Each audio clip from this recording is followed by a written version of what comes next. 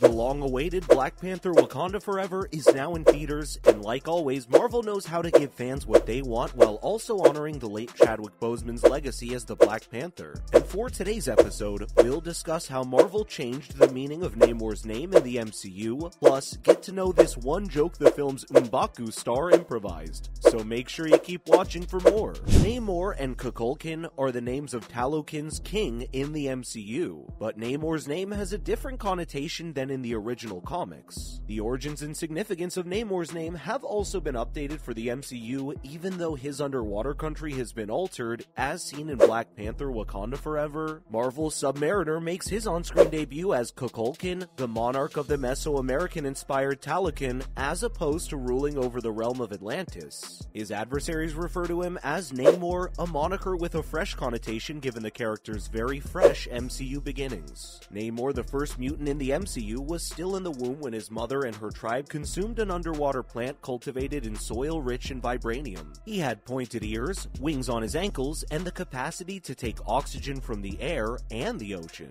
The ruler of Talokan, who is viewed as the manifestation of the cruel Spanish conqueror's god, Kulkulan, the Feathered Serpent, explains to Princess Shuri how the name Namor originated from one of his people's ruthless killings of a group of them. Kukulkan chose to transform the nickname into a name his foes would fear, Namor. Although this is a pretty huge departure from what Namor signifies in the comics, as a Spanish priest dubbed Kukulkan El Niño Sin Amor, which is translated from Spanish as child without love. But why did Marvel change the meaning of his name in the first place? An Atlantean mother and a human father in the original Marvel comics conceived Namor, compared to his blue-skinned subjects of Atlantis, now Talokan. This explained his special physiology and powers in addition to his X gene. The name Namor, invented by Marvel writer-artist Bill Everett, is just Roman spelled backwards. Namor means avenging sun, according to the Marvel continuity, which was later made known. The Spanish translation explanation does suit the Kukulkan's new beginnings and his Mesoamerican-influenced kingdom of Talokan. It makes sense that Marvel Studios intended to develop a new meaning for Namor, given that the moniker likely was inspired by Atlantis and its Greco-Roman origins. One could counter that the meaning of the name didn't need to change. Marvel choosing a different name origin for Namor also proved to work better for the plot. Deriving Namor from Niño Sin Amor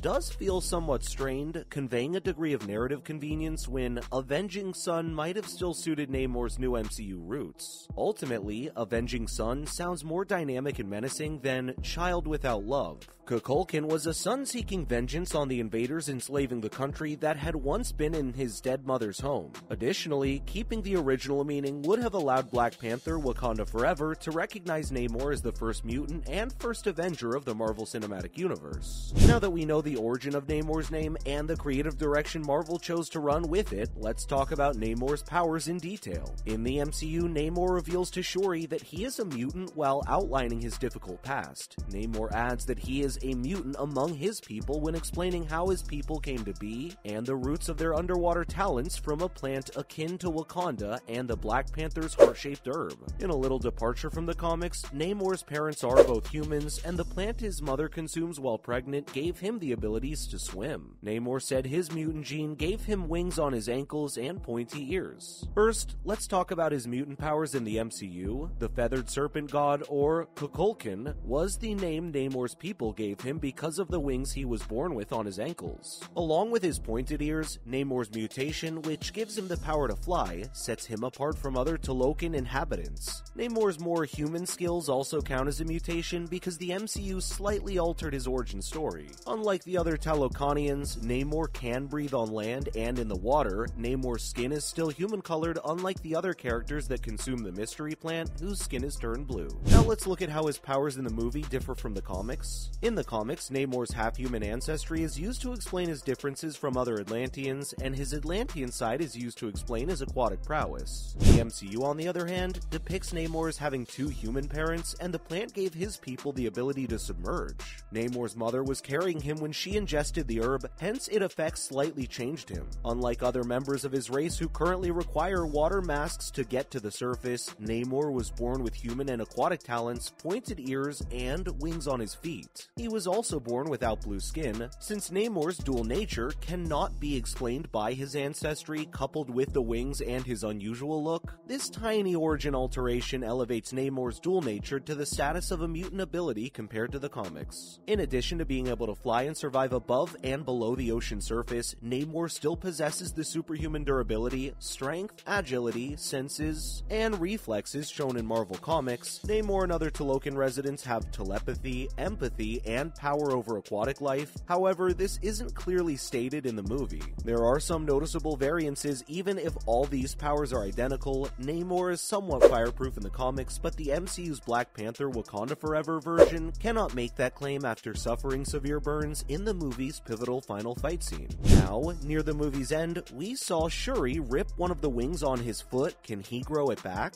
In one comic book story, Namor was seen to have lost his ankle wings. Namor's wings were destroyed in a battle with Sludge, a pollution-based creature. Before Suma Ket was introduced as a villain in the comics, Namor temporarily lost his ability to fly. Namor was defeated in the fight with Suma Ket only to be revived by Neptune, the god of Atlantis. Namor's wings were also repaired due to Neptune giving him back his previous strength. In the last battle of Black Panther Wakanda Forever, Shuri, the next Black Panther, amputates the tips of one of Namor's wings. Even while it's improbable that the MCU will restore Namor's wings in the same way as the comics, it's still probable that it will. Regarding Namor's talents, Black Panther 2 focused a lot on his ability to heal while near water. His wings will likely benefit from this healing force, and upon Namor's return to Talokan, they will eventually recover. So how does Namor fare compared to the rest of MCU's strongest characters? The MCU also places a lot of emphasis on Namor's incredible strength. Namor performs amazing feats of strength and power throughout Black Panther Wakanda Forever. Namor's strength surpasses that of many other characters in the MCU, causing some to speculate that he might be as powerful as Thanos. He can easily throw entire vehicles like helicopters and Wakandan ships and compete head-to-head with Shuri as the Black Panther. Only the Hulk and Captain Marvel have been seen to effortlessly defeat vehicles far larger than themselves in the history of the MCU, and those two characters are frequently regarded as the MCU's strongest in terms of raw strength. This implies that Namor is stronger than Captain Marvel, Hulk, and possibly even Thor, and Black Panther Wakanda Forever may introduce one of the MCU's most powerful characters in the future. But enough about Namor, let's talk about Winston Duke, who improvised a joke within the movie to act as the vent for a pressure cooker. Winston Duke used Twitter to share some behind-the-scenes information for Black Panther Wakanda Forever following the movie's much-anticipated release. The actor went into great detail about the reasoning behind his character in the movie, which eventually led to one of his favorite spontaneous jokes in the MCU spin-off. Quote, "The intention for M'Baku in this film is to serve as the vent for a pressure cooker, and that's what influenced this improvisational gem.